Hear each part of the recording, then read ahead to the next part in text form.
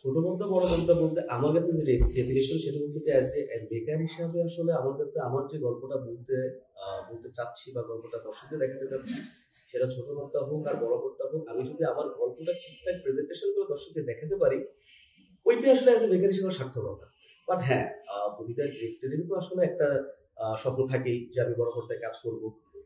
তো সেই জায়গা থেকে আসলে আমারও সেই স্বপ্ন আছে, বাট আমি আসলে কবে নাগাদ যাব বা কবে নাগাদ শুরু করব সেইটার আসলে এখনো কোনো প্ল্যান নাই। কারণ হচ্ছে যে ফার্স্ট অফ হচ্ছে যে আমি আসলে বড় পর্দা যাওয়ার জন্য প্রথম কথা হচ্ছে যে প্রিপারেশন, গল্পের জায়গা, ওই গল্পের জায়গাটা আমার কাছে এখনো পর্যন্ত আমি প্রিপেয়ার্ড না।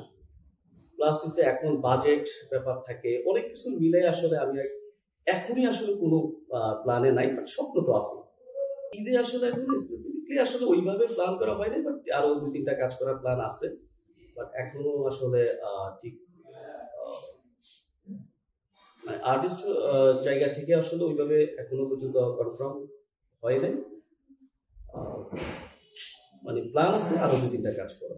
সিনিয়র আর্টিস্ট বলতে তো আমরা আসলে যেটা এখন করি যে বাবা মা এইটি। হ্যাঁ, আমাদের আসলে একটা জিনিস আসলে একটু আগে আমি বলছিলাম যে আমার গল্পের, আমি প্রথমেই যেটা বলছিলাম যে আমার গল্পটায় এখন আমাদের অনেক কিছু প্রবলেম হয়। যে ধরো একটা রোমান্টিক গল্প করতে গেলাম, সেখানে আসলে দেখা যাচ্ছে যে অনলি ফর মেন প্রোটাগনিস্ট যারা হিরো হিরোইন, তাদের উপরে মোটামুটি 60 মিনিটের গল্প থাকলে দেখা যাচ্ছে যে 45-50 মিনিট তাদের উপরে গল্প হয়, আর হয়তো বা দুই একটা ক্যারেক্টার আর্টিস্ট দিয়ে মোটামুটি গল্প শেষ করতে হয়।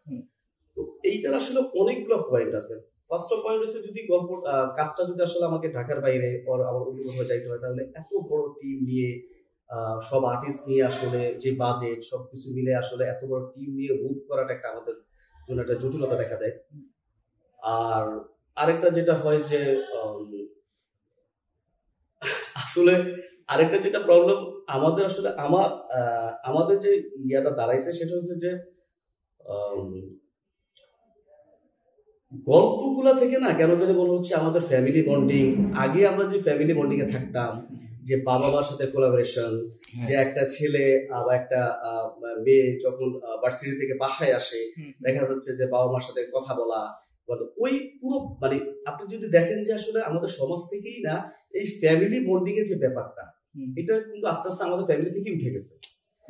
যেই জন্য আসলে হচ্ছে কি আমরা যখন কোনো গল্প ভাবি তখন না ওই কোলাবোরেশনটা আসে না আসলে, কারণ ওই জায়গাটাই উঠে গেছে। একটা ছেলে মেয়ে কি করে যে মোবাইল নিয়ে পড়ে আছে, সে কিন্তু একা একাই প্রেম করতেছে। আগে কিন্তু ব্যাপারটা হইতো না। আগে কিন্তু আমরা আগের যে জায়গাটা ছিল, ধর আপনি যদি বিডিবির যুগ বলো আর ইয়ে করতেন, তখন তো সব ওই ফ্যামিলি কোলাবোরেশনটা ছিল।